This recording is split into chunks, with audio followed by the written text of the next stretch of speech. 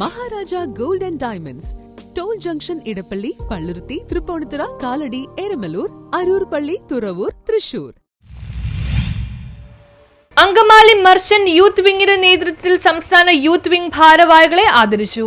കേരള വ്യാപാരി വ്യവസായി ഏകോപന സമിതി യൂത്ത് വിംഗ് സംസ്ഥാന വർക്കിംഗ് പ്രസിഡന്റായി തിരഞ്ഞെടുക്കപ്പെട്ട പ്രദീപ് ജോസിനെയും സംസ്ഥാന സെക്രട്ടറിയായ KC മുരളീധരനെയും സംസ്ഥാന കൌൺസിൽ അംഗങ്ങളെയും അങ്കമാലി യൂത്ത് വിംഗ് അനുമോദിച്ചു. സംസ്ഥാന വർക്കിംഗ് പ്രസിഡന്റായി ഞാൻ ഇവിടെ എത്തുമ്പോൾ എൻ്റെ സഹപ്രവർത്തകർ, എൻ്റെ കൂടെ തോളോട് ചേർന്ന് നിൽക്കുന്ന പ്രവർത്തകർ നൽകിയ സ്വീകരണം വളരെ ആദ്യ സ്വീകരണമാണ്. ശരിക്കും എനിക്ക് കിട്ടിയ ഈ പോസ്റ്റ് അതവിടെ നിന്ന് നേരെ നമ്മൾ തിരിച്ചു വരുമ്പോൾ ആദ്യമായി നൽകിയ സ്വീകരണം അങ്കമാലിയാണ്. അങ്കമാലി മർച്ചന്റ് അസോസിയേഷനും അതേപോലെ ഇവിടുത്തെ യൂത്ത് വിങ്ങിൻ്റെ മേഖലാ കമ്മിറ്റിക്കും യൂത്ത് വിങ്ങിൻ്റെ പ്രത്യേക ഒരു നന്ദി അറിയിക്കുകയാണ്. നിങ്ങൾ നൽകിയ സ്വീകരണം ഞങ്ങളുടെ ഊർജ്ജമാണ്. ഇനി തുടർന്നുള്ള പ്രവർത്തനങ്ങൾ നമുക്കറിയാം, വ്യാപാരി മേഖലയിൽ ഒട്ടനവധി പ്രശ്നങ്ങളാണ് മുമ്പോട്ട് പോകുന്നത്.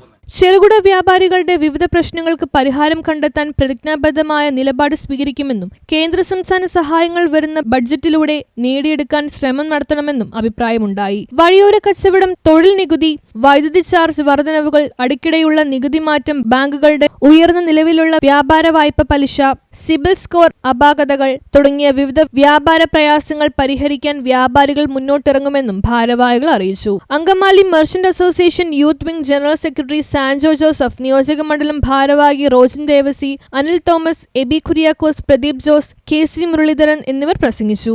എല്ലാ വിധത്തിലുള്ള പിന്തുണയായിട്ട് വ്യാപാരം നടത്തുന്നവർക്ക് ഇവിടെ വ്യാപാരം നടത്താൻ പറ്റാതെ പറ്റും.